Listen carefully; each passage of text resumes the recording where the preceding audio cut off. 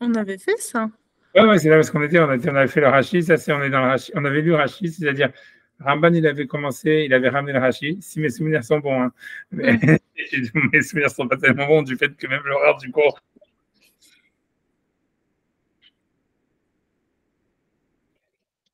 On n'avait pas commencé en fait à voir plus ou moins ce que le Ramban il disait sur le Rashi, mais je pense que je mets 2 secondes. Si mes souvenirs. On avait ouvert le Midrash étrange. Ouais, on avait fait quand il avait dit, on avait fait une seconde.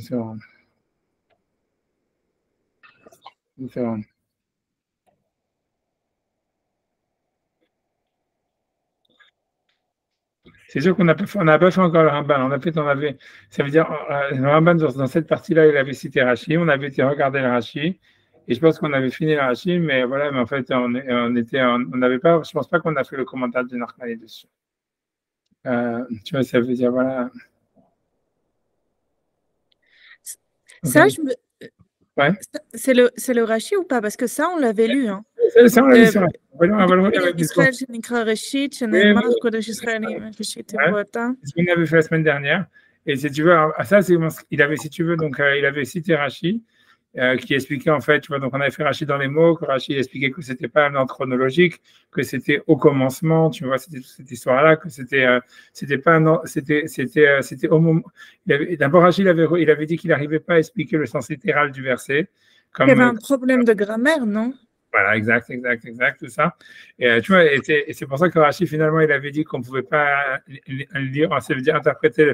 Il y avait un problème pour interpréter le verset d'une manière littérale. Il avait dit, si on dit que Bereshit, ça veut dire au commencement, alors il faudrait dire que c'est au commencement de la création du ciel et de la terre. C'est ce qu'il avait dit, tu vois, et que ça serait comme un état construit, mais ça serait pas. Mais ça serait comme, mais ça serait pas dire, ça voudrait pas dire au commencement Dieu créa le ciel et la terre, puisqu'il avait dit, en réalité, il y avait des choses qui étaient avant le ciel et la terre, donc en fait, ça peut pas être l'ordre de la création. C'est ça ce que Rashi avait dit. Et donc, mais pour lui-même, ça veut dire que pour Rashi, donc pour expliquer le sens littéral, il fallait rajouter un mot, il fallait en fait faire une torsion grammaticale. Et à cause de ça, il avait dit en fait, ce passouk-là, on est obligé de l'expliquer par rapport au midrash plutôt que par rapport au sens littéral. Et que le Bereshit, ça voulait dire, ça indiquait en fait une raison, c'est-à-dire c'est pour cette raison-là qu'Hachem il a créé le monde, un truc comme ça, tu vois.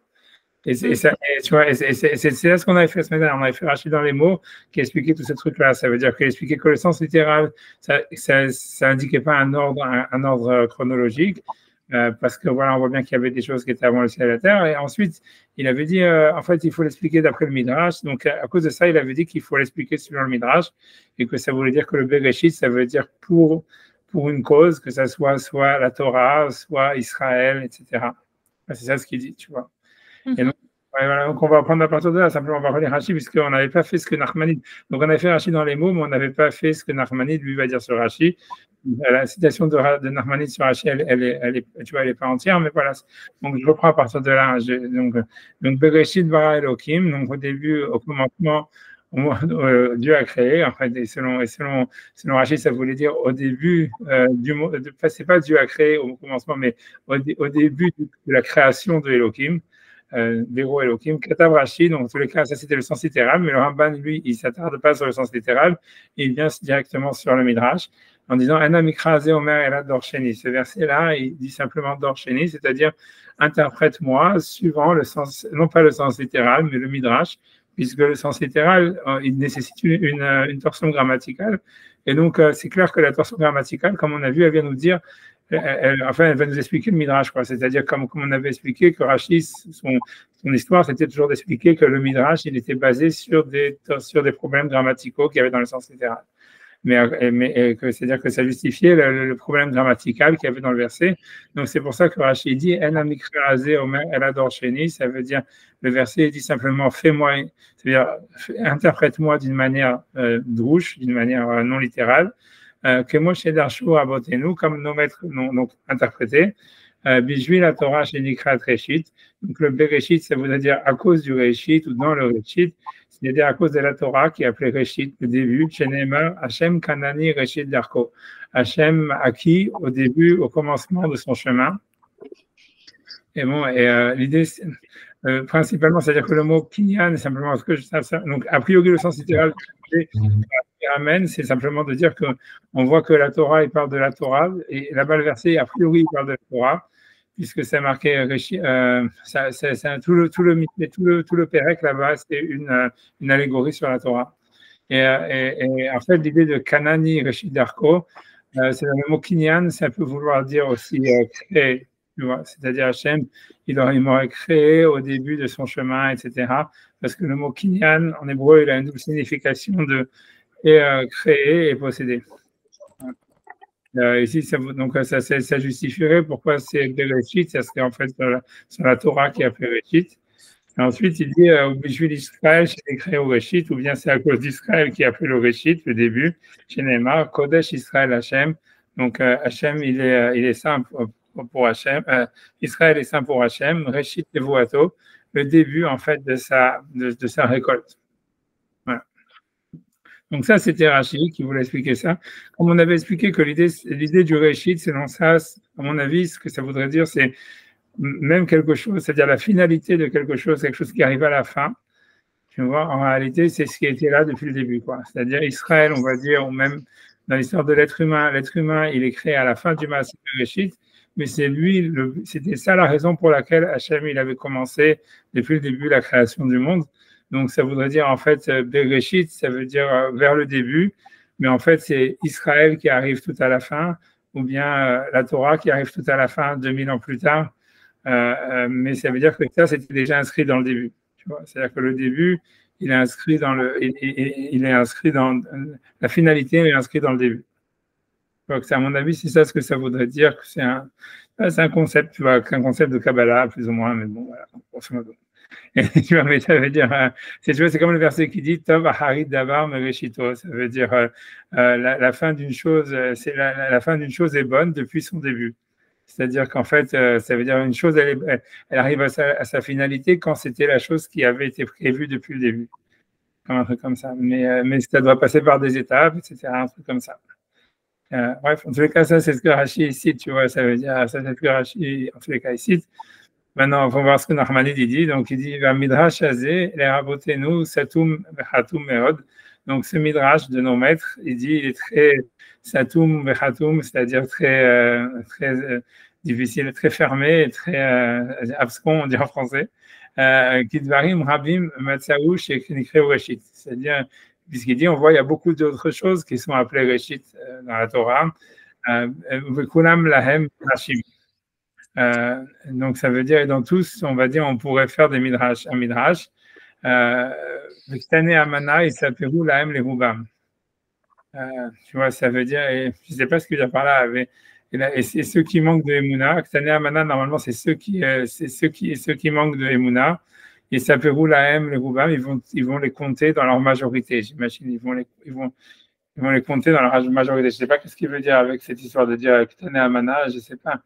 De regarder un petit peu ou ce qui veut dire que les gens ils s'en moquent, je s'imagine des choses comme ça.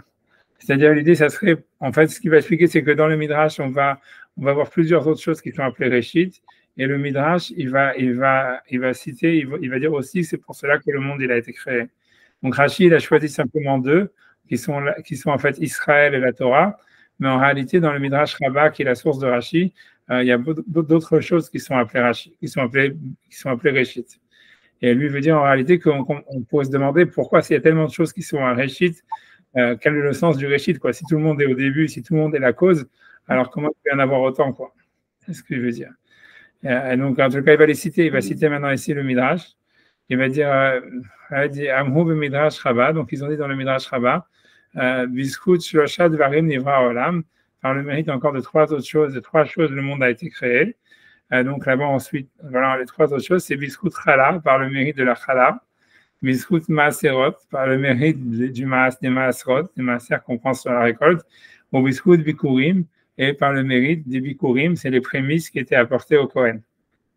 Alors, donc, et sur ça, le Midrash, il donne à chaque fois aussi le mot Réchit, Bereshit bara Elohim, au début, donc, Dieu a créé, au début de la création de Elohim, En Réchit et la Chala, il n'y a de début que la Chala, chez Neymar, parce que le verset dit, Réchit Aristotechem, La chala, il a appelé le début de votre harissa, ça veut dire c'est l'endroit où on pétrit la farine de votre, je sais pas, de votre, de votre pâte, on va dire. Mais là, harissa, c'est l'endroit où on fait la pâte. Mais peu importe, mais ça veut dire, je sais pas comment ça se traduit en français, mais on voit que la chala, elle est appelée réchit. Donc voilà, encore une autre chose, à part la Torah, à part Israël, la chala qui est appelée réchit. Ensuite, il y avait une réchit et la maaserot, c'est-à-dire le maaser qu'on enlève donc a priori, tu vois, de la récolte, puisqu'on n'a pas le droit de consommer la récolte avant d'enlever le maaser. Donc le dixième qui est donné au Lévi. Donc en réalité, donc le maaser, c'est aussi appelé réchit dans la Torah, comme il ramène un verset. Ven réchit et la maaserot, sheneemar réchit de ganecha. Tu apporteras des réchit de ganecha, et là-bas, ça fait allusion au maaser qui doit être donné au début avant de consommer la récolte. Une autre chose, en réchit et la bikurim. Une autre chose qui est appelée réchit, c'est les bikurim, c'est les prémices. C'est-à-dire que quand quelqu'un il avait des arbres fruitiers, en fait, les premiers fruits devaient être amenés au Beth Amikdash pendant la période de l'été pour être donnés au Kohen. Et ça, donc c'est la mitzvah des bikurim. Mais là aussi, c'est appelé réchit chez Nehemar, parce que le verset dit réchit bikureat matecha, le début des prémices de ta terre. Donc voilà, donc là, on en est déjà à 5 réchits. Et ensuite, il dit Evod Amrou. Et ensuite, ils ont dit encore Biskut Moshe, par le mérite de Moshe, chez Nehemar, dans lequel il est écrit Vayar Reshitlo. Et il a vu le début pour lui. Ça parle en fait de l'enterrement de Moshe, où en fait, c'est-à-dire que ça veut dire que Moshe, il est enterré en Jordanie, dans la partie de Gad de Réhouven. Et en réalité, là-bas, il est marqué, donc il l'a vu depuis le début que c'était là-bas, que c'est là-bas qu'il allait être enterré ou quelque chose comme ça. Et peu importe, c'est ça ce que le verset là-bas il parle. Il parle de Moshe qui est enterré en Jordanie, et comme quoi ceux qui avaient demandé leur partie de l'héritage d'Israël en Jordanie, ils avaient vu ça, et donc ils avaient vu que le début était là-bas. Et donc le début, en fait, d'une manière a priori, ça parle de Moshe qui était enterré là-bas. Donc Moshe aussi, il est appelé Réchit. Alors, donc, tu vois, grosso modo, donc celui en tous les cas dans le Ramban, après avoir cité ce midrash, ce qui veut dire, c'est comment est-ce qu'il peut y avoir tellement de réchit, quoi. Ça veut dire, c'est comme si tout le monde est un réchit. Et qu'est-ce que le midrash, il veut dire avec tous ces réchits? Donc, c'est pour ça, donc là, voilà, le Ramban, lui, va expliquer ça d'une manière, donc, voilà, il dit, c'est ça le midrash, si tu veux, grosso modo, ce qu'il veut dire, c'est que Rashi, il a fait un choix de lecture dans le midrash, il a choisi que 2 cas, il a choisi deux interprétations du mot réchit, qui sont Israël et la Torah, mais il a enlevé toutes les autres, enfin, voilà, encore au moins 4 autres qui sont mentionnés dans le Midrash. Et donc lui, voilà, bref, je ne sais pas s'il ne veut pas commenter Rashi, mais lui, il demande en tous les cas quel est le sens, a priori, de tous ces réchits. Et donc lui, il va donner a priori un sens kabbalistique en disant avec Avanatam Zo, c'est-à-dire leur intention, a priori, au Midrash, chez Milat Réchit, c'est que le mot Bereshit, Tirmoz, c'est une allusion qui va à Sarah Sphirot, Nivra Olam. Donc le monde, il aurait été créé par 10 sphères, ou par avant Sphirot, 10 comptes ou 10 sphères. Les Remez, les Sphira Nikret Chorma. Donc lui dit que donc a priori le mot Bereshit, ça fait allusion à une Sphira spécifique qui est appelée Chorma, la sagesse ou la Chorma, Sheba Yised Kol, à travers laquelle il a tout établi. Kenyan Shenemar, comme le verset dit, une seconde, je dois scroll down. Kenyan, une seconde. Kenyan Shenemar, une seconde, j'ai perdu. C'est un peu plus haut. Ouais, non, attends, une seconde, parce que je vais y arriver une seconde. Ok, c'est bon, c'est bon. Sheba Yisod Kol, donc qui est la base de tout. Kenyan Shenemar, comme le verset dit, Hachem Chorma Yasad Aretz. Donc c'est un passouk dans Michelet, encore une fois, qui dit Hachem, c'est dans la Chorma qu'il a en fait établi la terre. Il y a Trouma. Donc il dit ça, c'est la Trouma. Vei Kodesh, et elle est sainte. Men la Shiur, et elle n'a pas de mesure. Le Miut Idbonenut Anivraim Ba. Ça veut dire, j'imagine, la traduction des mots, c'est par l'amoindrissement ou la petitesse de la réflexion de ceux qui sont créés à l'intérieur.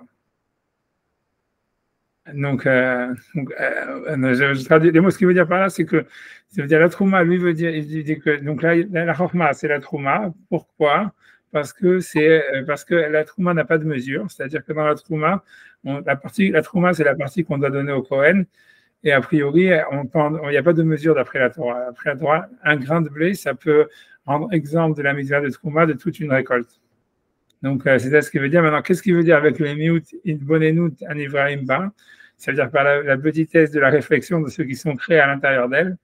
Je ne sais pas, tu vois, je ne sais pas exactement, tu vois, donc je ne sais pas ce qu'il veut dire par là. Tu vois, ça, honnêtement, tu vois, je ne sais pas vraiment ce que ça veut dire. Je peux essayer de regarder dans un commentaire ce qu'il y a chez moi, qu'est-ce que ça dit, si en fait ils disent quelque chose. Une seconde, j'essaie de regarder.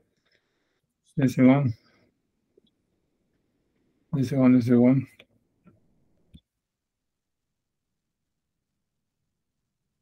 Dans le sens où, est-ce que ça fait pas référence à ce qu'il disait avant Katne et Mouna? C'est-à-dire que là, il n'y a pas de... Ça ne peut pas être diminué par le fait qu'il y ait des Katne, ce qu'il appelle les Katne et Mouna? Je ne sais pas, on a l'impression que lui, il veut dire, ouais, peut-être que c'est pour ça qu'il. Non, a priori, quand il a cité les Katne Emouna, il voulait dire que ceux qui ont peu de Emouna, ils se moquent de ces Midrashim. A priori, ça, c'est le sens littéral de ce qu'il voulait dire. Maintenant, est-ce que c'est un autre sens à part ça? A priori, ce qu'il veut dire ici, c'est qu'on ne veut pas comprendre. Ce qu'il veut dire, on a l'impression, c'est que dire que les créatures, ils ont du mal à comprendre c'est quoi la Chorma, c'est quoi cette sphère de Chorma. Et qu'à cause de ça, donc voilà, donc c'est pour ça qu'elle n'a pas de mesure et qu'elle serait en fait symbolisée par la terouma, serait symbolisée par la trouma, qui est appelée Réchit à cause de ça. J'imagine c'est ça ce qu'il veut dire de seconde.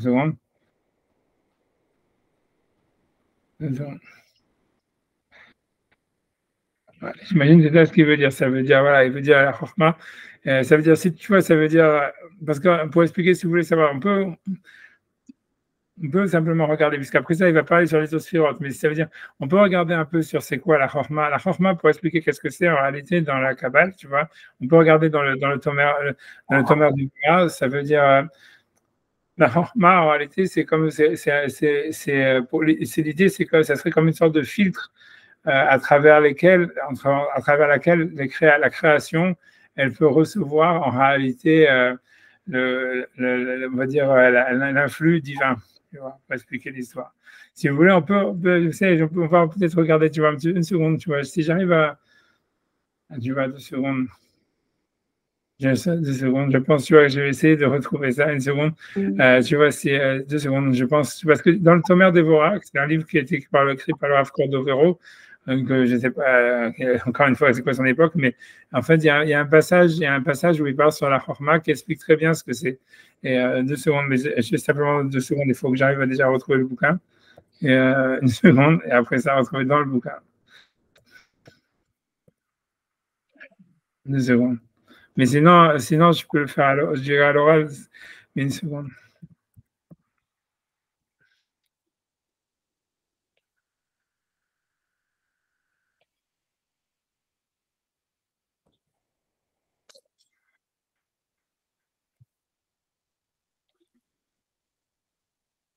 Je ne sais pas comment je vais retrouver ça. Une seconde. Ben, 2 secondes, 2 secondes.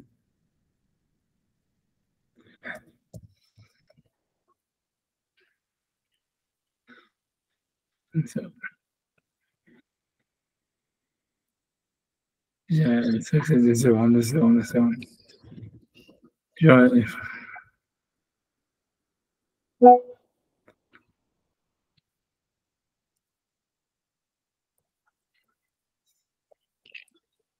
Une seconde.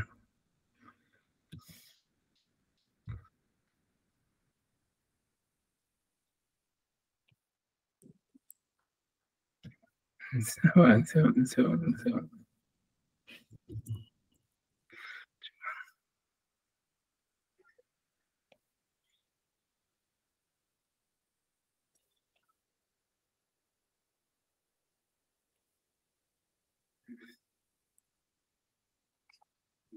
C'est-à-dire, enfin, je vais laisser tomber parce que j'ai peur de prendre du temps à trouver. Ah voilà, si je trouvais. Moi, quand je disais ça, Donc voilà, je vais vous faire, en fait, tu vois, ça, c'est donc, après, pour passer un peu sur la Chorma. Donc, ça, c'est le Tomer Devorah. C'est un livre du Rav Moshe Cordovero. Je suis très nul en histoire, mais si vous Google, vous pouvez savoir ces dates, quoi. À mon avis, c'est plus ou moins un contemporain d'Anachmanide. À mon avis, tu vois, c'est du XIVe siècle, ou peut-être c'est un peu plus tard, mais pas beaucoup plus tard. Bon. J'ai pas, si vous voulez Google 2 secondes ou pas, comme vous voulez. C'est comme à quel point vous êtes. Ouais, on va Google comme ça, on va faire sérieux, on va faire 2 secondes. Je vais vous dire 2 secondes si on fait Cordovero. Mais Nachmanide, il n'est pas du XIIIe siècle. Ouais, c'est 13e, c'est ça, Narmanide, c'est 13e, quelque chose comme ça. Comme tu dis 14e, ouais, 13e, tu as raison, 13e. Attends, 2 secondes, on va voir si on va. 2 secondes, 2 secondes, 2 secondes. 2 secondes. Moi, je suis très nul dans tous ces machins-là.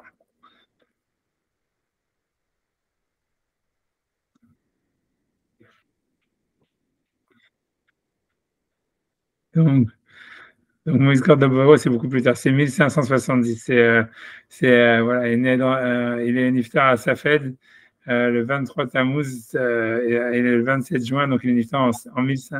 Il est né en 1521 et il est niftar en 1570. Donc ça, c'est Rav Moshe Cordovero. Et oui, je peux vous montrer ça aussi. Hein. Voilà. Donc ça, c'est voilà. Donc par rapport à ça, tu vois, donc enfin, c'était un kabbaliste, etc. Donc voilà, c'est son naissance inconnue, ça fait été établi à Cordoue avant l'expulsion des Juifs d'Espagne en 1492. Donc, mais ça veut dire que lui, il est né plus tard. Puisque lui est né a priori, il serait né en 1521. Donc, lui, il est né en Israël, etc.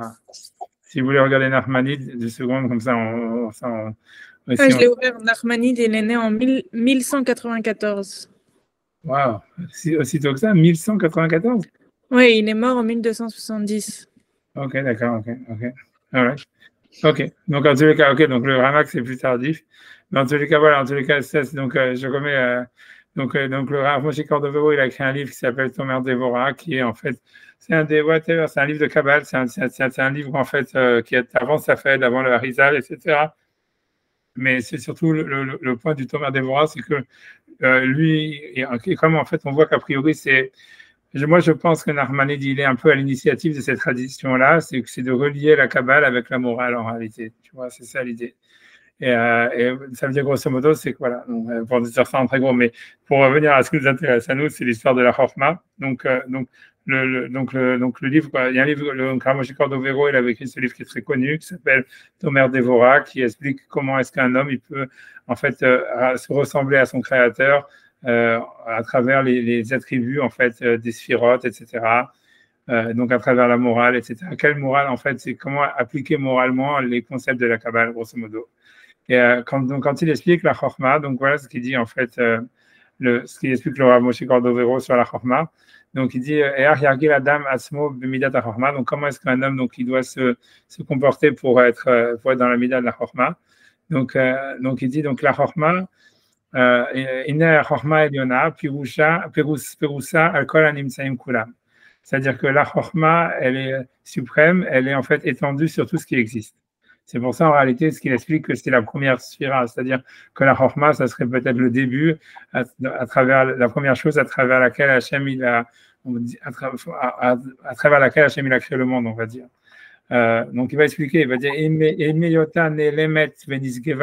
ça veut dire malgré le fait qu'elle soit cachée et comment dire quelque chose qui est complètement très élevé, donc très on va dire abstrait, on va dire, malgré tout elle est partout. Et sur elle il est dit Marabou Masecha Hashem, donc voilà comment ils sont nombreux ces actions Hashem, mais Kulam Bechorma Asita, mais tous en réalité ils sont dans la Chorma. Ils sont, on va dire, liés par le fait qu'ils sont liés à travers un aspect qui est la chorma. Donc, ok, ça c'est la première chose qu'il dit. Et tu vois, donc le Rav Moshe Cordovero, avant d'expliquer qu'est-ce que c'est plus que c'est la chorma, puisque lui, son problème, son idée, c'est de voir comment est-ce que moralement un homme, en fait, il doit appliquer le concept de chorma dans sa vie. Donc, il dit, Kach raoui le Adam, shetie chormato metsuya bakol. C'est-à-dire qu'ainsi, un homme, il faut que il ait sa sagesse, ça veut dire que sa propre sagesse à lui, il faut qu'il la trouve, il la trouve partout, il la mette partout. dans le sens où, c'est-à-dire, ce qu'il veut dire, c'est que, il va expliquer ce que lui pense, il veut melamed leoil, ça veut dire qu'il essaye d'enseigner et d'apporter quelque chose, c'est-à-dire comme si chacun, en réalité, il a une chorma qui lui est propre, il a une sagesse qui lui est propre, on va voir, c'est ça l'histoire, et qu'en fait, donc, chacun, il doit utiliser sa propre sagesse pour essayer de la donner à tout le monde. Il est venu à Adam, et que simplement, mais c'est surtout ce qui est important, c'est la suite, c'est l'école echad ve'echad kefikoho, c'est chacun par rapport à sa force. Kol ma sheyuchal, ça veut dire, l'idée, ce que ça veut dire, c'est comme ça, c'est que l'idée, c'est comme ça, chacun, ce qui veut dire par là, le Rav Moshe Cordovero, de secondes, c'est que ça veut dire que chacun, il a une chorma. Ça veut dire chacun, en fait, il a une chorma qui lui est propre. N'importe quel être humain, même dans la Gemara, et ça veut dire dans les Midrashim, on dit que même chez les animaux, ils ont une chorma qui leur est propre. Par exemple, tu vois, la Gemara, elle dit, si jamais on ne nous avait pas donné la Torah, on aurait appris la tsniout du chatoul, du chat. Si on nous aurait appris, on aurait appris le gezel, le vol de la némala, de la fourmi qui ne vole pas, etc., qui travaille. C'est-à-dire chaque animal, en réalité, chaque animal, chaque créature, elle est créée par rapport à avec une certaine chorma, c'est-à-dire avec une certaine manière de fonctionner et une manière, en fait, d'appréhender le monde, de voir le monde, et en même temps, de comprendre le monde et de voir le monde. Et en même temps, de recevoir du monde. Ça veut dire d'être influencé, de calculer le monde.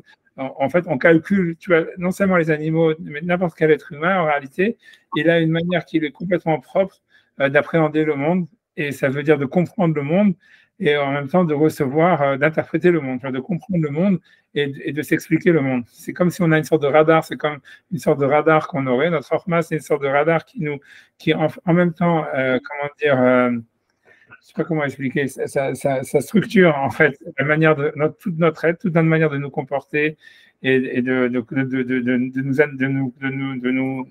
nous appréhender nous-mêmes, mais aussi d'appréhender le monde. Et en fait, l'idée, si tu vois, donc c'est pour ça qu'en fait chacun, en fait, il a quelque chose à apporter à tout le monde, quoi, grosso modo.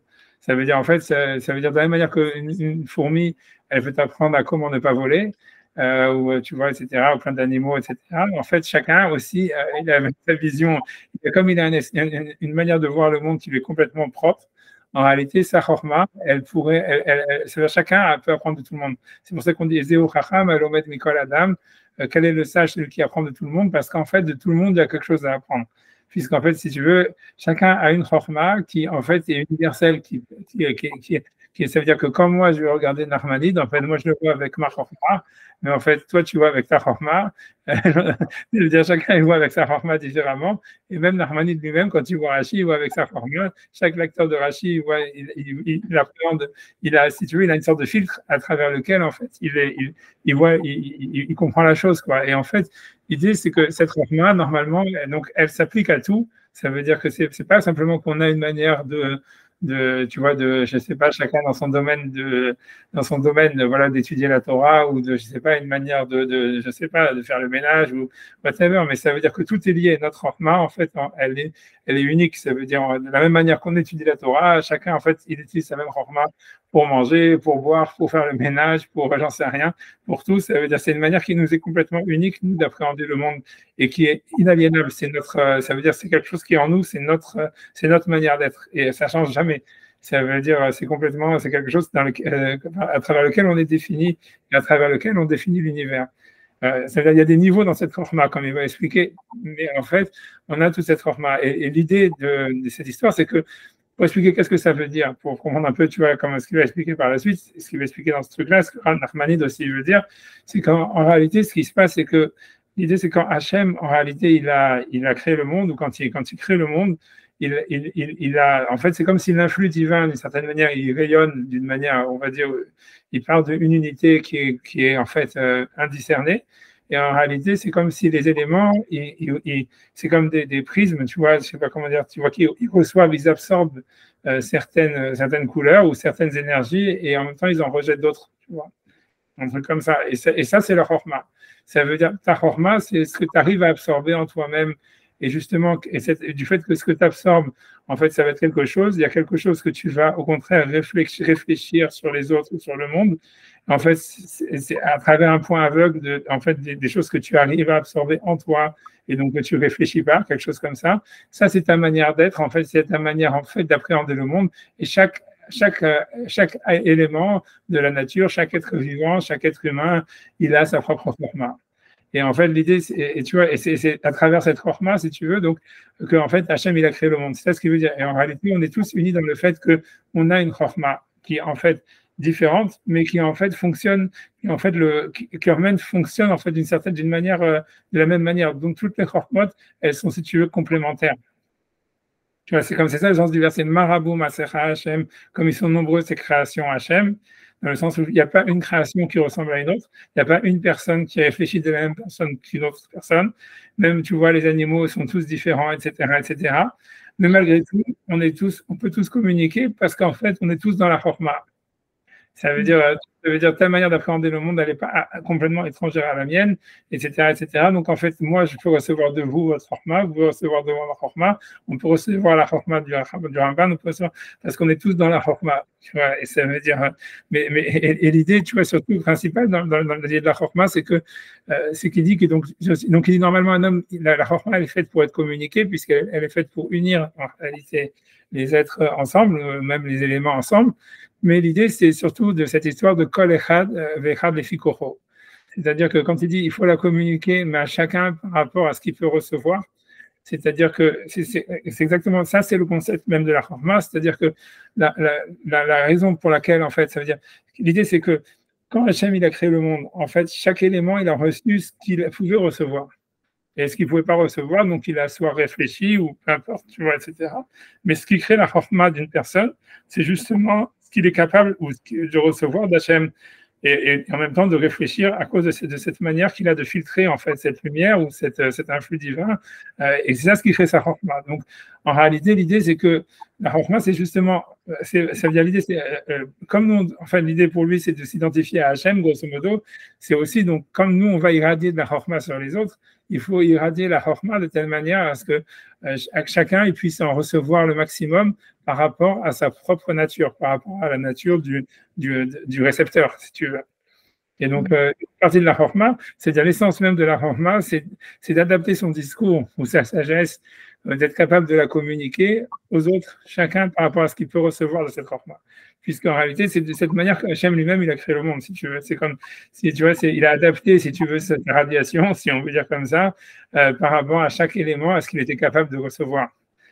Tu vois, en créant des fourmis, des êtres humains, tout ce que tu veux, etc. Mais ça serait ça l'idée, tu vois, de la Chorma comme étant, tu vois, la première sphira, ou comme il veut dire que ça serait lié, tu vois, je veux dire, à la Trouma, que En la Shiur, ça veut dire à la pas de mesure, dans le sens où, je sais pas ce que lui veut dire par là, qu'on n'appréhende pas, on comprend pas vraiment c'est quoi la Chorma, en fait, dans l'absolu. C'est vrai que chacun, ce qui veut dire, à mon avis, c'est que voilà, comme chacun, il a sa propre Chorma, etc. Donc, donc en fait, on n'a pas de compréhension absolue, j'imagine, de la Chorma. C'est peut-être ça ce que Narmanidi veut dire, etc. Mais voilà, dans tous les cas, voilà, on peut continuer encore un petit peu peut-être dans le Ramak. Hein, tu verras. Qu'est-ce que ça veut dire tatridé, non? Tatridé. Cette idée où ça veut dire quand je peux finir avec d'accord, laisse-moi finir avec ce que j'ai. Donc je traduis d'abord. Donc c'est-à-dire donc il soit mélamed léoïl. Donc je prends à partir de là. Il y a mélamed léoïl. Donc il enseigne pour léoïl pour être utile, on va dire. Il venait Adam aux êtres humains. L'école chacun par rapport à ce qu'il est capable de recevoir. Kol ma sheyuchal hashpia alav. Ça veut dire tout ce que lui il est capable en fait de déverser comme sagesse sur les autres, il faut qu'il y aille quoi. Ça veut dire voilà. Donc il doit déverser le maximum tout en étant conscient que il doit adapter son discours à celui qui le reçoit. Et que par rapport à un vélo tatridé ou sibaklal, ça veut dire c'est qu'il ne soit pas en fait tu vois, ça veut dire sans qu'il ne soit pas occupé, qu'il ne soit pas empêché par une cause a priori. Tu vois, ta route, ça veut dire je suis occupé par, tu vois, ça veut dire quand voilà, je sais pas, je dois faire quelque chose d'autre quoi. C'est chez l'autre idée aussi baclal, ça veut dire qu'un type il doit pas empêcher, on va dire comme ça, par une cause de s'empêcher de faire ça. L'idée, ça voudrait ça. Sauf que si quelqu'un, en fait, il veut ressembler à Hachem, de la même manière que Hachem, c'est une certaine manière, en fait, il ne s'est pas empêché de déverser la chorma d'une manière universelle sur la création. Il faut qu'un homme, tu vois, il est, en fait, ça veut dire pour lui, ça soit quelque chose, tu vois, une priorité. C'est ça que ça voudrait dire, tu vois, une priorité absolue, en fait, d'essayer de communiquer sa sagesse aux autres, tu vois, par rapport à ce qu'ils peuvent recevoir. Tu vois, que ça serait partie de la chorma. C'est ce qu'il veut dire. Tu vois, sans que faire l'autre idéo aussi backlash, c'est-à-dire qu'il n'a ça veut dire qu'il n'a aucun empêchement par rapport à ça, que ce soit une sorte de priorité absolue. Ça, je vais essayer de retrouver, voilà, 2 secondes, si tu veux. Tu vois ce qu'ils ont traduit, no cause should disturb him in this or at all. Tu vois, et donc, mais lui va dire, à part ça, il y a une autre chose, tu vois, dans la Chorma. On va le faire si tu veux. Donc, je continue, hein. C'est dans la Rama qui dit Shne panim la Chorma. Donc, il y a 2 faces dans la Chorma. La Chorma a 2 facettes, puisque, en fait, en fait, dans la Chorma, il y a une partie réceptacle et une partie émetteur. C'est-à-dire que dans le Chacham, en réalité, on voit bien, tu vois, ça veut dire quand Hachem, il a créé le monde, au niveau de la création du monde, ça veut dire, il y a 2 choses. Il y a, en même temps, la créature, elle reçoit de la sagesse, mais en même temps, elle doit aussi, elle irradie de la sagesse. C'est pour ça que c'est comme, je vous ai dit que c'est comme un prisme, tu vois. En fait, c'est très possible que la sagesse qu'on irradie sur les autres, c'est peut-être, certainement, c'est peut-être, tu vois, si c'est à la base d'un prisme ou de la lumière, tu vois, ça serait peut-être la sagesse qu'on n'est pas capable vraiment d'intégrer en nous. Mais quel que soit ça, ce qui est pas important, c'est pas de savoir qu'est-ce qu'on intègre en nous, qu'est-ce qu'on reflète sur les autres. En ce qui concerne la format, ce qui est important, surtout, c'est quelle structure. La chose qui est unique en nous, c'est la structure. Quel que soit le niveau de format qu'on voudrait irradier ou recevoir, en réalité, le truc, c'est que la structure qu'on a de capter cette irradiation et donc, en fait, de la traduire, si tu veux, soit dans un langage, soit dans un comportement, ça, c'est complètement unique à nous, à chacun. Mais ce qui veut dire, en tous les cas, c'est que donc, en fait, l'homme, dans sa relation à la Chorma, il a, si tu veux, donc, il veut dire, il y a 2 facettes, il y a 2 choses, il y a 2 aspects. Et comme il veut dire, donc, ça veut dire, et donc, il va expliquer, à Pana Elion Pone la Keter, tu vois, donc, ça voudrait dire qu'il y a une face de la Chorma qui est orientée vers la couronne, dans le sens où c'est la créature qui reçoit la lumière d'Hachem, on va dire. Tu vois, donc ça veut dire, et donc il dit dans cet aspect-là, enotam apanim mistakrim le mata et la mekablim le mala. Donc ça veut dire que dans ce visage-là, en fait, on reçoit pas en fait quelque chose d'en bas, on regarde pas plus bas, mais en fait on est dans un regard plutôt vers le haut. Ça veut dire on reçoit d'en haut. Donc ça serait la partie réceptive qu'on a dans la Chorma, ça veut dire, voilà, on apprend quelque chose, on est en fait on est irradié, on est, je sais pas quoi, on est mis, je sais pas comment dire en français, bref, on est mis en présence d'une radiation, de quelque chose, tu vois, voilà, qu'on reçoit. Et il dit, par contre, tu vois, à Panachini, la deuxième, comment dire, partie de la Chorma, c'est donc Panim, donc ça serait une deuxième orientation. Adarton, Poné les Mata, lui, par contre, il irradie, on va dire, de la lumière vers le bas. Tu vois, c'est ce qu'il va expliquer, parce que dans la suite, c'est pas de ma faute, c'est Narmanide qui va parler des Sphirot. D'ailleurs, le commentaire de Narmanide, il n'est pas que kabbalistique, c'est un mélange de tout. C'est pour ça que je me suis dit que ça pouvait être une idée de faire ça. Donc voilà, mais. Donc, en tout cas, je ne sais pas si c'est une bonne ou mauvaise idée, j'en sais rien. Donc, donc la deuxième partie, elle prenait les matins, donc elle est orientée vers le bas.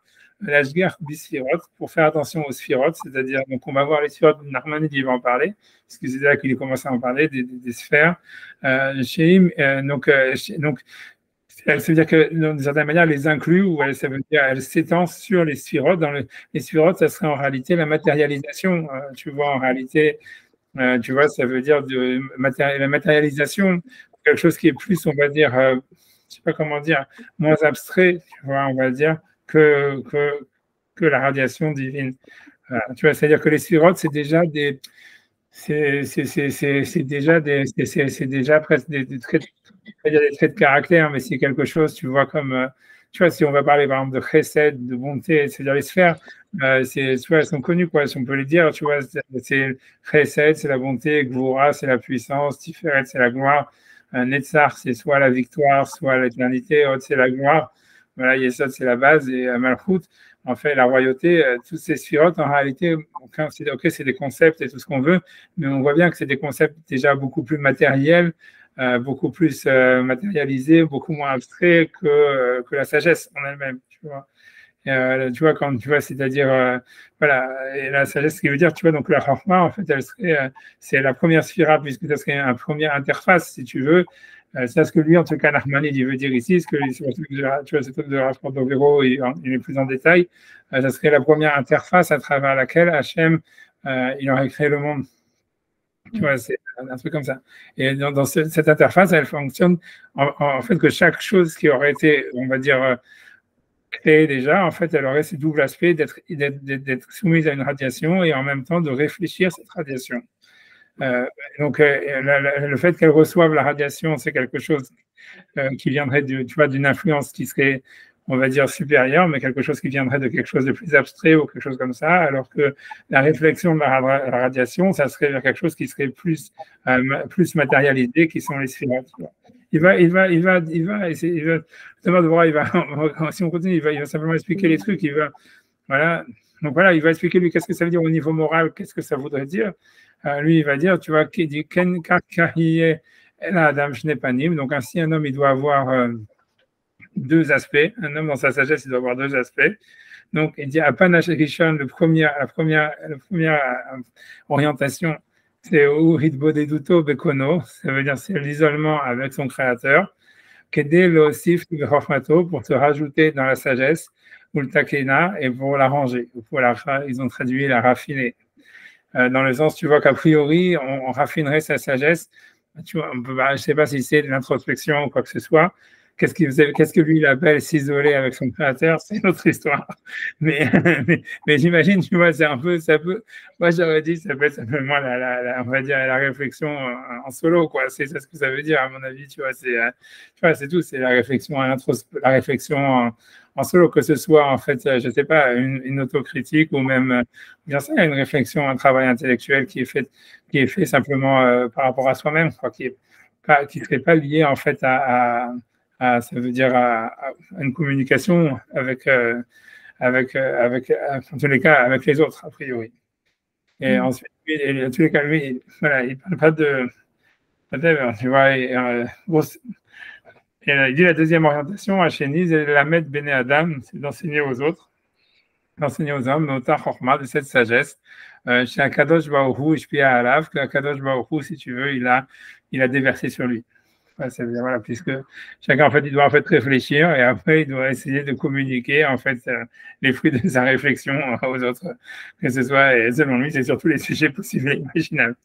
Tu vois, et c'est ok, tu vois, c'est pas, tu vois, ça veut dire, il parle pas de, tu vois, d'avoir un recevoir, de recevoir d'un maître ou d'une chose pareille, tu vois, j'imagine, tu vois, encore une fois, ça veut dire, l'idée, ça serait que même quand on va lire un livre comme Nachmanides ou quoi que ce soit, à mon avis, tu vois, ça veut dire comme il faut le travailler soi-même, il faut réfléchir soi-même. Donc finalement, toute la sagesse, en fait, on la recevrait d'Hachem en réalité, comme si les autres choses, ça serait que des véhicules, tu vois, qui nous permettraient en fait de réfléchir ou de comprendre.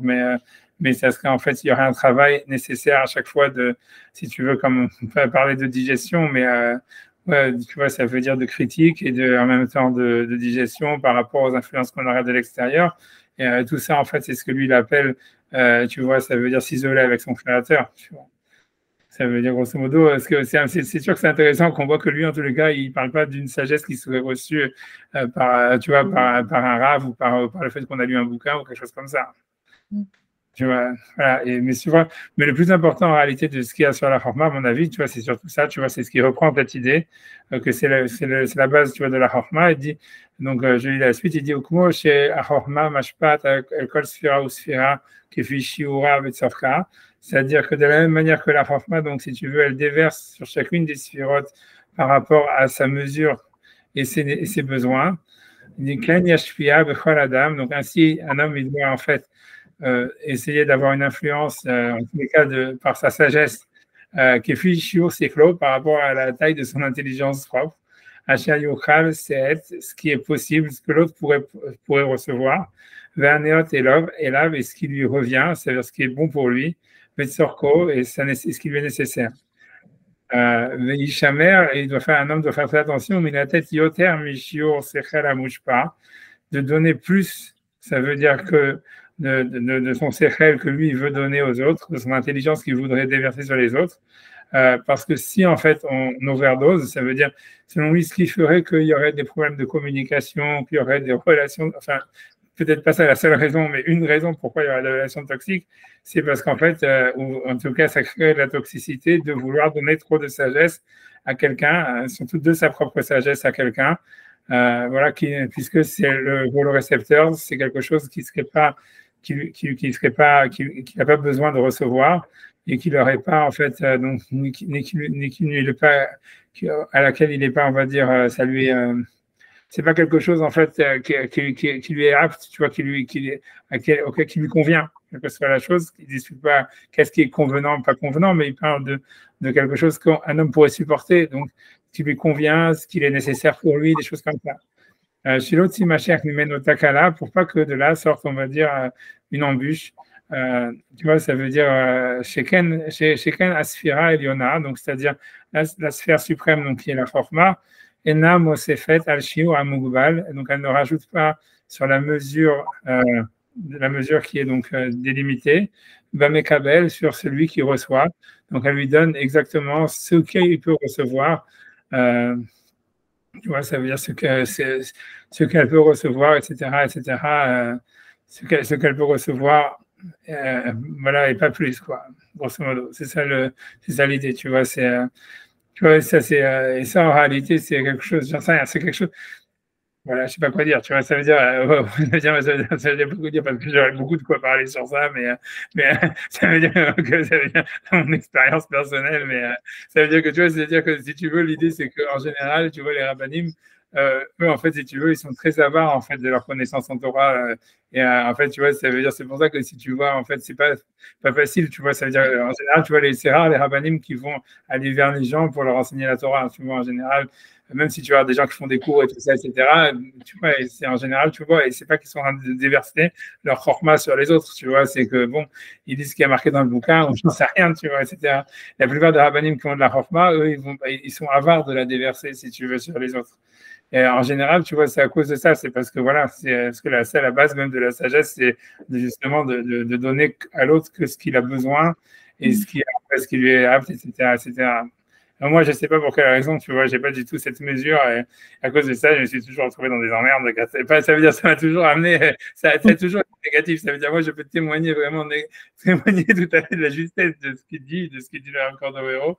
Et aussi, tu vois, mais c'est pas pour ça que j'arrive à faire tes choix, quoi. Mais bon, tu vois, ça veut dire qu'en fait, c'est sûr que ce que je veux dire d'une manière même générale, ça veut dire par exemple, tu vois, c'est pour, si tu veux parler, tu vois, même de la démocratie, ou tu vois, ça veut dire la société moderne, où on dit, voilà, en fait, tout le monde peut être médecin, tout le monde peut être, j'en sais rien, tout le monde peut être rab, tout le monde peut, j'en sais rien, tout le monde peut être, tu vois, ça veut dire, tout le monde peut être n'importe quoi, tout le monde peut être tout le monde.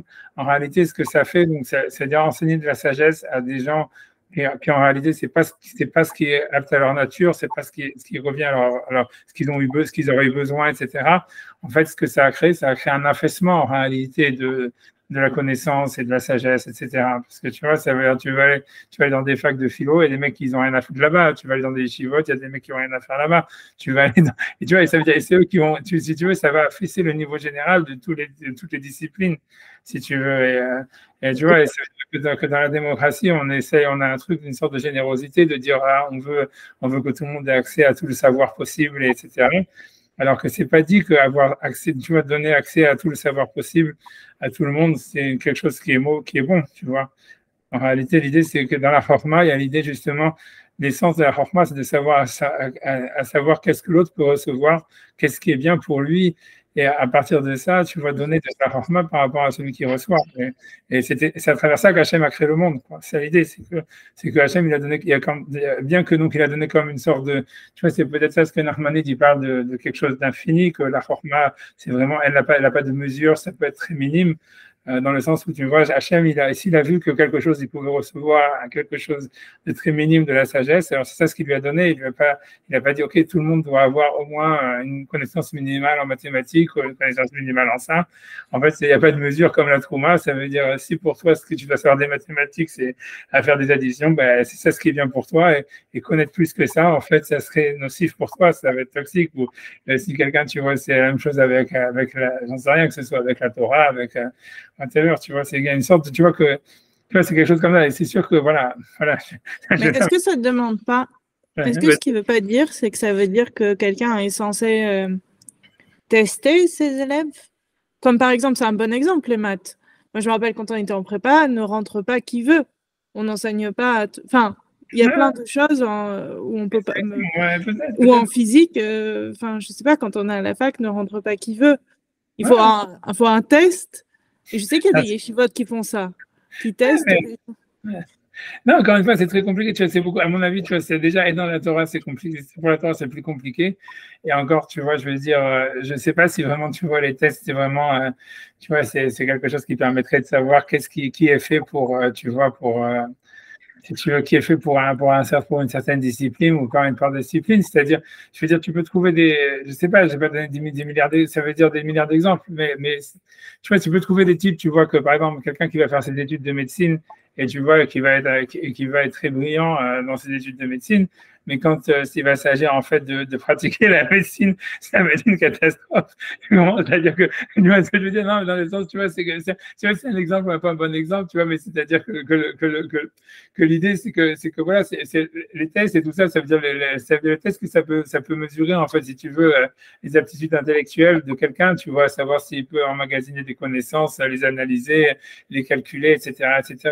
Et en fait, c'est pas pour ça que le type, en fait, il a, si tu veux, ça veut dire il a une véritable chorma, si tu veux, une véritable, je sais pas comment expliquer, ça veut dire un véritable lien naturel avec cette discipline ou avec cette sagesse. Il en a vraiment besoin. Est-ce que c'est quelque chose qui est tu vois, qui lui apporte vraiment quelque chose, tu vois, et dans lequel, en fait, il doit s'exprimer, tu vois. Tu vois, moi, mais quand il dit que on doit faire Tishmar de donner plus, il faut bien se faire une idée de la personne. Quand je disais test, c'est pas un test écrit genre un QCM, c'est-à-dire, je me dis juste, est-ce qu'il s'attend à ce que avant d'enseigner à des élèves, on doit leur poser des questions pour savoir à qui on a affaire, mais pas dans l'idée de l'écriture, mais juste dans l'idée de dire bon ben alors ça c'est plus attribué pour la personne ou ça non ou ça. Non, mais je pense, ouais, parce que je pense qu'il ne va pas simplement, tu vois, de l'éducation au niveau théorique. Je pense que tu as raison de ce que tu dis, mais moi, je pense qu'au niveau humain, ce que ça voudrait dire, est-ce que tu as raison là-dedans, ça voudrait dire que, en fait, l'idée, c'est qu'il ne faudrait pas, c'est-à-dire que quand quelqu'un, par exemple, il a une relation avec quelqu'un qui va lui donner de la sagesse, en fait, il faut qu'il s'attende à recevoir peut-être quelque chose en retour de son côté, que tu vois, que ça soit pas, voilà, peut-être que tu vois un test, ça serait que l'autre, tu vois, il fasse tu vois, soit un effort, soit j'en sais rien, tu vois, ou qui donne quelque chose en retour, tu vois, et qu'il y a une sorte d'équilibre, peut-être, tu vois, entre ce que l'homme il donne et ce que l'autre il reçoit. Peut-être ça serait ça la manière de voir ça en ce qui concerne, tu vois, puisqu'il y a ici, dans l'histoire de la Chorma, il y a plein de choses, tu vois, c'est-à-dire, comme tu dis, il y aurait une Chorma, on va dire, comme tu veux dire, je sais pas, la médecine, la philosophie, j'en sais rien, tu vois, ou la Torah, et il y aurait d'un autre côté, tu vois, la Chorma qui serait de chaque être humain en disant, voilà, selon ce que lui il dit, à part ça, quand quelqu'un il va donner sa Chorma, il va donner quelque chose aussi de, on va dire, très personnel, tu vois, qui lui est propre complètement, qui est sa manière de voir les choses, sa manière d'appréhender, etc., qui est complètement unique, tu vois, à chaque être humain. Maintenant, tu vois, ce qui veut dire, donc lui dit, d'un côté, il y a un devoir de communication, puisqu'il a dit, tu vois, que la Chorma doit être étendue sur tout, donc il y a un devoir, en fait, tu vois, ça veut dire de communiquer, d'essayer d'apporter ce qu'on peut apporter au monde, quoi, etc. Et d'apporter, en fait, ça veut dire de communiquer son point de vue et sa subjectivité, etc. aux autres. Et d'un autre côté, il y a comme une sorte de danger à le faire si tu vois, si on le fait autre mesure, et la même chose avec la sagesse, etc. Donc, tu vois, l'idée, c'est que pour lui, il dit ça, c'est la vraie format, c'est de savoir justement où commencer, où s'arrêter. Tu vois, pour lui, c'est ça, en fait. Quand tu regardes vraiment, tu comprends que ça fait partie de la forma elle-même de comprendre ça. Ça veut dire d'avoir un sens, d'avoir une sorte de, comme tu dis, d'être capable de juger quelque chose. Tu vois, ce que c'est Hachem, il a fait quand il a déversé, si tu veux, son influx sur la création pour que chaque chose prenne sa forme et sa spécificité. En fait, c'est qu'il il a donné à chacun, en même temps, il était en même temps l'émetteur et le récepteur. Tu vois, c'est-à-dire qu'il a donné à chacun, en fait, la capacité, il a émis par rapport à ce que chacun, ce qu'il pouvait recevoir, etc., etc. Donc, il y a ce double côté, tu vois, tu vois, d'avoir un sens. Ça, c'est le sens, si tu veux, c'est un des sens, c'est le sens même de la chorma, tu vois. C'est-à-dire, voilà, maintenant, c'est un aspect, en tous les cas, de la chorma, connaître la mesure, comprendre ce que chacun a besoin, ce qu'il peut recevoir et pas. Maintenant, comment est-ce qu'on peut le faire? J'en sais rien, tu vois. Ça veut dire, moi-même, ce que je veux dire, c'est que moi-même, c'est une chorma que j'ai pas, quoi. En tous les cas, c'est ce que je peux dire. Tu vois, après ça, je sais pas exactement, j'en sais rien, tu vois, je sais pas. D'ailleurs, c'est compliqué, mais c'est sûr que quand tu regardes dans la Gemara, tu vois bien qu'en fait, ils étaient, comme tu dis, ils étaient avares de leur savoir, qu'ils étaient surtout, tu vois, c'est pour ça qu'ils ont beaucoup codé, que tu vois que les textes, tu vois, d'une manière générale, quand tu regardes les textes hébraïques et tout ça, les textes de la tradition, ils ne sont pas écrits d'une manière spécifique, tu vois, excessivement claire. Là, tu vois bien, on a fait un Rashi la semaine dernière. Tu vois, c'est même que Rashi, a priori, tu vois, il voulait enseigner, etc. Donc, tu vois, on a l'impression, tu vois, que c'est codé, qu'en fait, justement, chacun, il va recevoir du Rashi ce qu'il peut recevoir. Tu vois, il y a une sorte de, tu vois, il y a une manière, tu vois, ça veut dire, on voit bien que là, chez les sages de la tradition, il y avait une sorte de connaissance d'écrire d'une certaine manière, d'enseigner d'une certaine manière, où chacun, en fait, il va recevoir ce qu'il va recevoir.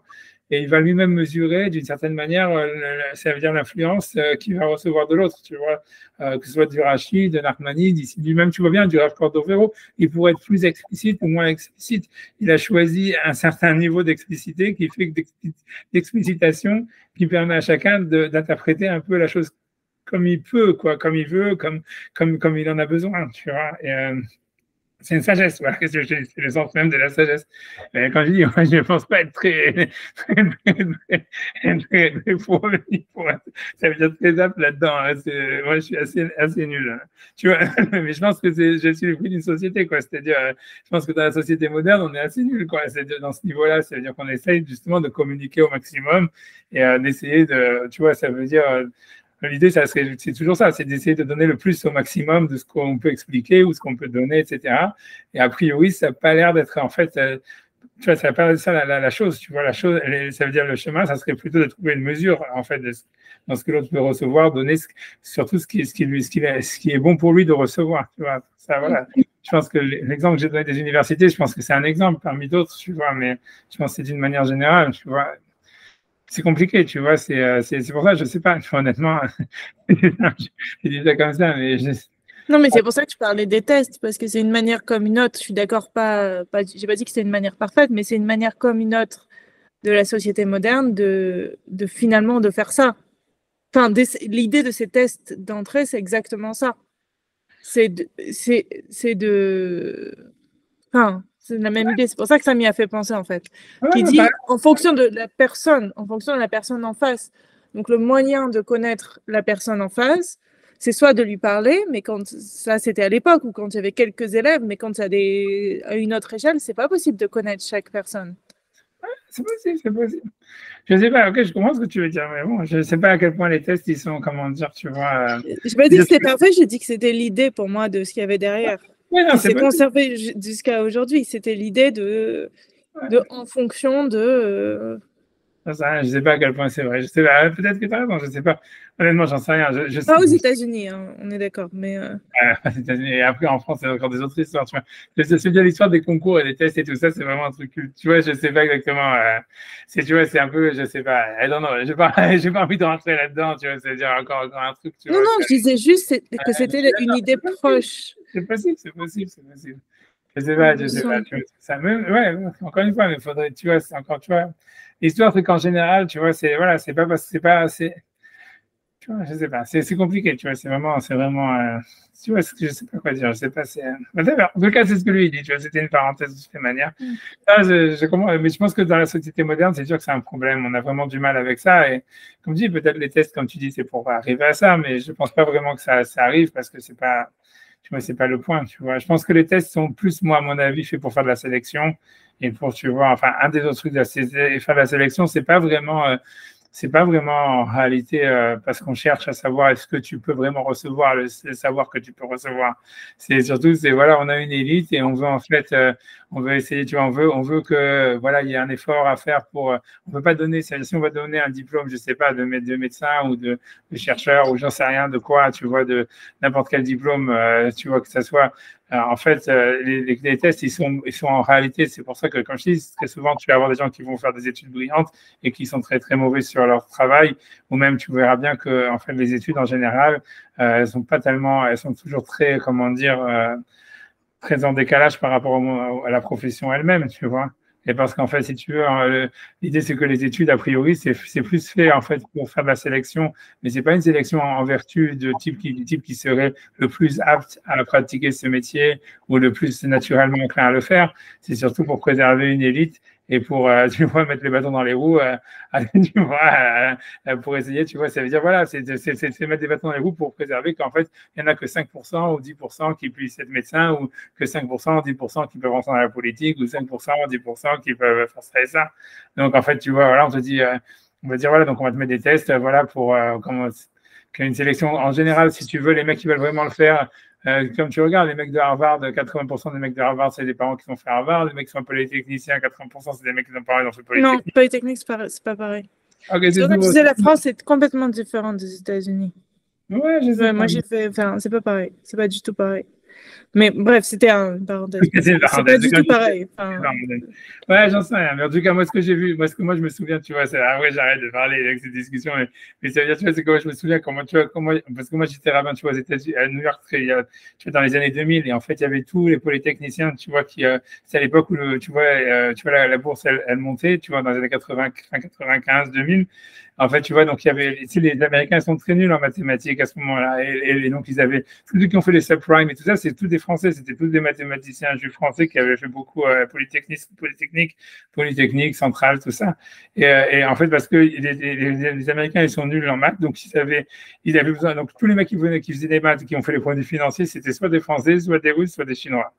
Et tu vois, même ceux qui ont fait Google, etc. Et en fait, tu vois, mais quand, tu vois, donc moi je parlais, tu vois, c'est-à-dire moi je faisais des cours avec eux, j'étudiais, etc., machin, blablabla, donc tu vois, j'en ai connu plein. Et la plupart, ça veut dire, je n'ai pas dit que beaucoup, ils avaient des parents polytechniciens, il y en avait déjà.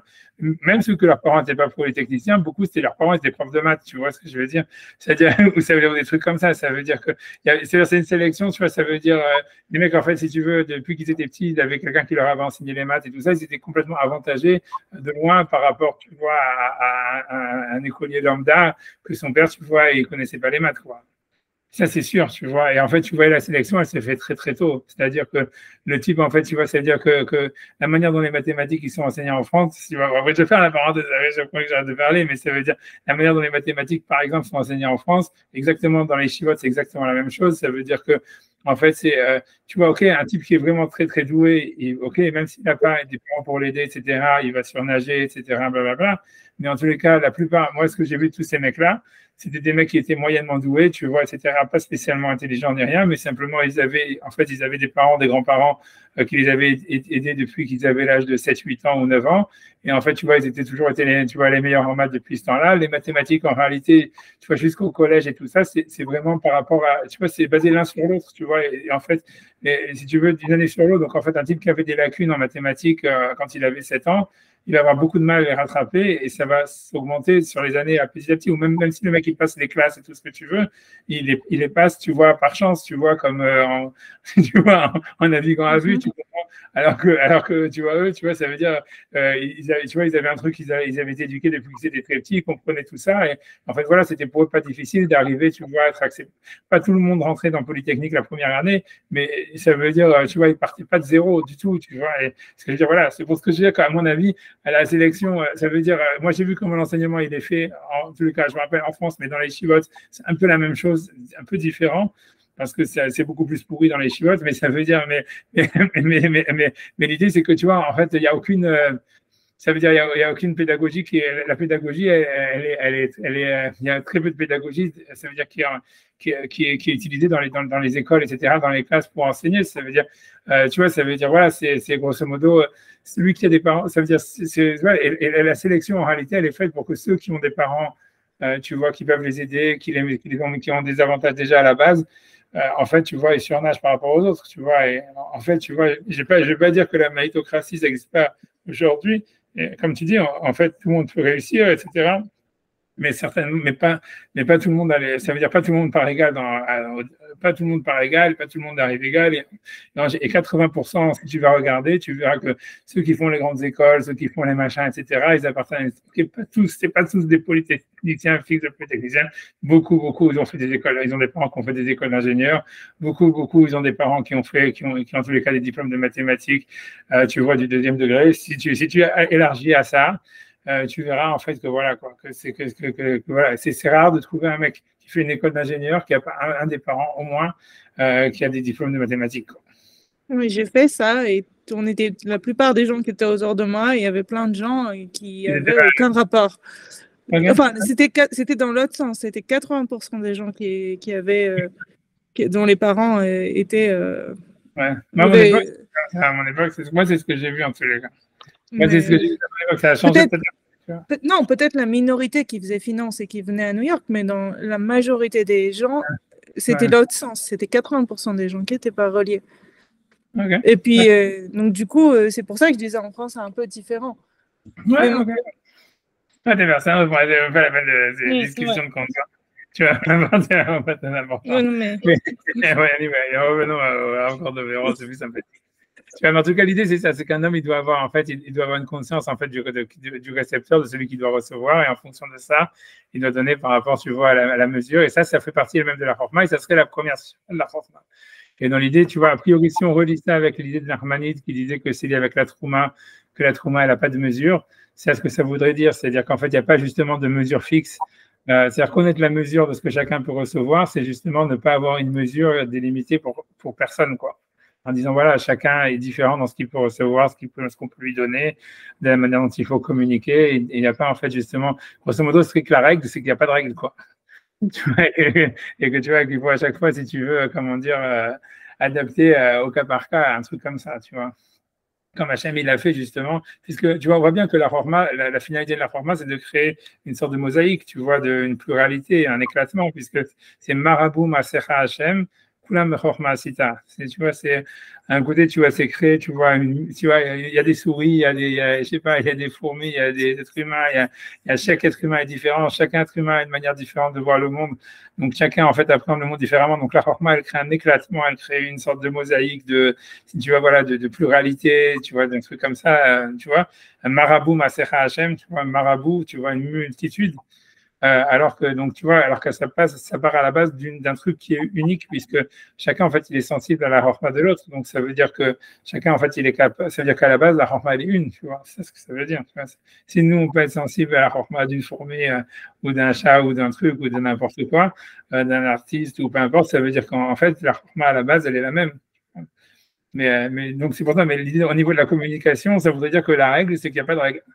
Ça veut dire que, tu vois, c'est comme il faut que chacun, tu vois, c'est-à-dire que chacun est différent, donc chacun va réagir à la rahma de l'autre d'une manière différente, etc. Donc la mesure, tu vois, la mesure de rahma qu'on peut donner à l'autre et qu'il peut recevoir, etc., elle est complètement, sur un individu X, elle n'est pas la même chose que sur un individu Y, etc., etc., etc. Et donc, tu vois, pour revenir à ce que Narmanide disait que dans la Trouma, il n'y a pas de mesure, ça voudrait dire ça. Ça veut dire, l'idée, c'est que la règle, c'est qu'il n'y a pas de règle. C'est que chacun est différent, quoi, grosso modo. Mais la Torah, elle ne donne pas des outils pour aider à développer ça un peu, de cette capacité de s'adapter à l'autre? C'est rien, tu vois, lui, il va dire, par la suite, tu vois, c'est-à-dire que si tu veux, dans la suite, tu vois, si tu veux, je ne vais pas avancer plus pour aujourd'hui parce qu'après ça, parce que j'ai commencé tard. Je suis désolé, la prochaine fois, je commencerai à l'heure, mais je vais devant quand même, je réponds aux questions. Dans la suite, tu vois, il va parler de ça, c'est-à-dire que si tu veux, si tu reprends dans la suite de Cordovan, au milieu, tu vois, en fait, de son truc, c'est pas très long, mais il va parler en fait sur l'empathie par la suite, tu vois, pour lui, il va expliquer, si tu veux, regarde, on va rien que lire les premières lignes, tu vois, la semaine prochaine, on reprendra de là. Mais tu vois, c'est parce qu'il parle, tu vois, de Ashgaha Tzorchei Acherim. Donc lui, il va dire Vod Mider HaChochma, donc ça veut dire regarder ce que les autres ont besoin. Donc il dit Vod Mider HaChochma, Liot Mashgahat Al Kol HaMetziut, Mipnei Sheyeh Mahashava Choshevet Al Kol HaNimtsaot. Ve'al HaNe'emar, Kilo Marchevotay Marchevotechem. On verra ça après, tu vois, mais ça veut dire, l'idée, en tous les cas, c'est que dans la Chochma, il y a l'idée justement d'être ouvert, en fait, sur les besoins de l'autre, tu vois. Donc il va parler de ça, ça veut dire, est-ce qu'il y a des outils, etc. J'en sais rien, mais c'est un état d'esprit. C'est clairement, tu vois, c'est ça l'idée. C'est un état d'esprit. Et c'est vrai que si tu veux, c'est une des bases, si tu veux, c'est une des bases de la Torah, quoi. Ok. Et tu vois, voilà. Mais c'est sûr que cette base-là, ce qu'on peut répondre à ta question, elle apparaît pas dans la Genèse. C'est surtout ça le point. Si tu veux, je vais t'expliquer un truc, si tu veux comprendre vraiment, peut-être c'est aussi pour revenir un peu sur la question de Rachid, mais ça veut dire, si tu veux comprendre c'est quoi la différence entre l'Exode et la Genèse, c'est que dans la Genèse, il n'y a pas d'empathie, alors que dans l'Exode, il y a de l'empathie. Tu vois, c'est que tu vois, si tu regardes ça, si tu regarde tout le truc, tu vois que, en fait, même au niveau de comment est-ce que Hachem il se comporte avec les créatures dans la Genèse, tu vois, c'est vraiment l'impression, tu vois, dire quand même qu'il en a rien à foutre un peu, tu vois, ça veut dire, ah ok, tu vas manger le fruit, bah, ok, dehors, machin, la génération du déluge, on va les détruire, la génération de Babel, machin, blabla. Même s'il promet, tu vois, un salaire à ceux qui font le bien, une punition à ceux qui font le mal et tout ça, mais quand tu vois même, tu vois, avec Sarah, Ishmaël, tout ça, la jalousie, tous ces trucs-là, si tu vois, non seulement les êtres humains, ils n'ont pas vraiment une empathie, en fait, les uns envers les autres. Mais Abraham, il en a une. Il essaie de sauver Sodome et Gomorrhe. Je sais que tu allais dire ça, tu vois, mais ça veut dire, ok, ça veut dire, Abraham, que tu vois quelque chose, tu vois, mais ok, mais même là-bas, si tu vois, c'est pas très clair, tu vois. Quand tu vois, il y a des choses très cruelles chez Abraham lui-même, tu vois, c'est-à-dire, par exemple, tu vois, que quand Hachem, il lui dit, tu vas avoir un enfant, et tu vois, il lui dit, ouais, mais j'ai déjà Ishmaël, et tu vois, Hachem, il lui dit, ouais, mais il y a Sarah, Sarah, tu vois, c'est un peu comme s'il s'en fout, tu vois. Et ça veut dire, et tu vois, toujours comme ça, tu vois, lui, si tu veux, Abraham, au fond, il apprend justement, tu vois, tout le message peut-être de la Kéda, des épreuves, mais tu vois, en fait, c'est vrai que tu vois, il prie pour Sodome et tout ça, etc. Mais on ne peut pas parler vraiment, tu vois, c'est comme tu dis, c'est pas comparable du tout avec Moshe qui prie pour les enfants d'Israël, tu vois, quand il y a le veau d'or ou des choses pareilles, ou même quand tu regardes, par exemple, le début de l'Exode, c'est qu'il y a marqué, Hachem, il a entendu leurs cris, tu vois, voilà, on est dans la parasha de Shemot, il a entendu leurs prières, il a vu leur souffrance, et il a dit, je veux plus supporter. Quand tu regardes les versets, c'est ça, c'est Vayar Besivlotam, Vayar Etonienu, Bet Lachatsenu, et tout ça, Vaishma Hashem et Kolenu, etc. Et donc, tu vois, c'est de l'empathie d'Hachem par rapport au peuple d'Israël, mais par rapport à l'être humain, par rapport à la souffrance humaine. Et si tu regardes dans l'Exode, si tu vois, c'est tout le début de toute l'histoire de l'Exode, c'est Moshe qui, en fait, ça veut dire il est sorti vers ses frères, il a vu leur souffrance. Tous ces trucs-là, ça apparaît dans l'Exode. Et c'est pour ça, tu vois, dans l'idée, dans la Kabbale, l'idée, c'est pour ça qu'en fait, dans la Genèse, il n'y a pas de miracle, ou tu vois, il n'y a pas de miracle dévoilé. Alors que dans l'Exode, il y a des miracles dévoilés. Parce qu'en fait, si tu veux, c'est l'idée que c'est l'empathie de l'homme qui est symbolisée par l'empathie de Moshe, qui entraîne une empathie d'Hachem, qui entraîne une capacité à Hachem, si tu veux, de se dévoiler d'une manière plus, tu vois, différente en tous les cas. Mais tu vois, donc l'histoire, c'est que ça peut être vu peut-être ça comme un sens dans la question de Rachid, tu vois, quand il dit le verset, la Torah aurait dû commencer par l'Exode. Parce que c'est vrai qu'en réalité, tu vas voir, ça veut dire, c'est vrai qu'il y a du chesed et tout ça, mais on ne voit pas, tu vois, le fait de s'associer avec la souffrance de l'autre, c'est quelque chose qui apparaît que dans l'Exode, avec le don de la Torah, avec le peuple d'Israël en tant que nation et tout ça, qui apparaît pas du tout, tu vois, dans la Genèse. Où tu vois les mecs qui vendent Yosef, même quand ils ont vendu Yosef et tout ça, et que tu vois, ils pleurent, machin, bla, tu sens que même si tu as vu les parachutes qui sont passés, il n'y a pas vraiment la paix, c'est jamais il ne fait pas la paix. Tu vois, Yosef, il a peur d'eux, ils ont peur de lui, ils ne sont pas honnêtes avec. Tu vois, il n'y a aucune honnêteté, c'est toujours, tu vois, chacun tire la couverture de son côté. Tu vois, c'est une société sans empathie, c'est un monde sans empathie, tu vois. Le monde de la Genèse, c'est le monde moderne. Mais il y a une explication à ça de pourquoi est-ce qu'il y a cette différence? Non, je pense, tu vois, l'idée, c'est qu'a priori, c'est qu'en fait, tu vois, si tu veux, cette histoire de la format, de l'empathie, de l'ouverture sur l'autre, en réalité, c'est pas, si tu veux, c'est compliqué. Ça veut dire que l'idée, d'après la Torah, tu vois, il y a une première étape d'accepter, tu vois, la matérialité du monde.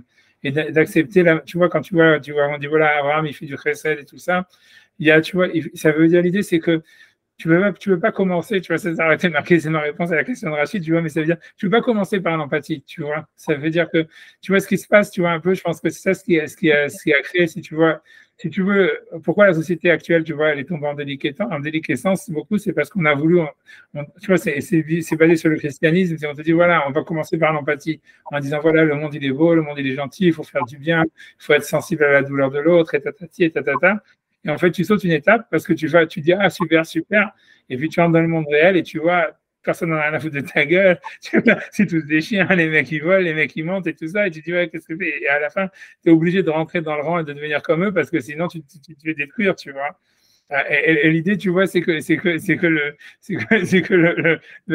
comment dire, l'idée de la Torah, c'est de dire non, il faut pas commencer par l'empathie, il faut commencer en disant ouais, j'ai un corps, j'ai des besoins, j'ai un truc, j'existe, tu vois, je prends la place de quelqu'un d'autre, comme il dit Rachi, tu vois, ça veut dire, tu vois, quelqu'un d'autre pourrait pourrait faire mon travail, quelqu'un d'autre, tu vois, truc bidule, etc. Donc ça veut dire, je suis en fait, tu vois, je vais pas dire, tu vois, c'est pas que je suis une agression pour l'autre, mais c'est la prise de conscience. Oui, tu vois, c'est-à-dire, il y a Caïn et Abel, il y a le crime, il y a une compétition, il y a un truc. C'est à partir de cette prise de conscience, si tu veux, qu'il y a une violence à la base qui est première, en fait, tu vois, dans le fait même d'exister, tout ça, une agression de l'autre, une compétition et tout ça, qu'après ça, on peut dire, ah voilà, après, aller en exil, tu vois, et peut-être, tu vas comprendre, tu vois, ah, s'ouvrir sur l'autre après, tu vois, s'ouvrir. Mais tu vois, mais si on commence à dire ouais, il faut être gentil, il faut être beau, tout est super et tout ça, en fait, tu vois, là, tu te condamnes en fait, finalement à devenir un rachat à la fin. Tu vois. Oui, je comprends. Ok.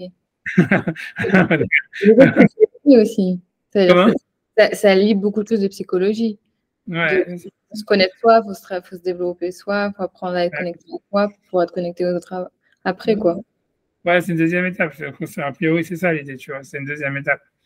Et, tu vois, ça veut dire, il faudrait commencer par un certain, tu vois, dans la Kabbale, c'est un truc super profond, tu vois, super, comment dire, tu vois, c'est toujours revenir à son corps, tu vois, toujours revenir à son corps, tu vois, ça veut dire, tu vois, ça veut toujours revenir au fait qu'on est là, tu vois, c'est ça quand tu regardes dans les brachot HaShachar et la tefila d'une manière générale, c'est toujours revenir à son corps, tu vois, ça veut dire, et en même temps relier son corps avec l'univers, et en même temps, tu vois, mais retourner, tu vois, ça veut dire, la prière, elle commence c'est une action physique, tu vois, de demander de parler, de prier, de se lever, tu vois, ça veut dire, il y a toute une mécanique, tu vois, de la prière, c'est pas, tu vois, simplement, je pense à Dieu ou même je prie avec ma prière personnelle, etc. Si tu rentres dans une sorte de, tu vois, de rituel qui est lié, en fait, le sens du rituel, c'est de corporaliser, en fait, si tu veux, la relation au divin, tu vois, à travers une action physique, tu vois. Voilà, tu vois, mais voilà, tu vois, voilà, j'arrête ici parce qu'après, je suis désolé, la prochaine fois, envoie du coup, mais je pense que la semaine prochaine, c'est comme l'histoire de la blague qui dit comment tu fais pour te rappeler de l'anniversaire de ta femme, tu vois, il faut l'oublier une fois. Tu vois, voilà. La semaine prochaine, j'enverrai dans le message l'heure aussi. Merci beaucoup. Merci. Merci à vous. Au revoir. Au revoir. Au revoir.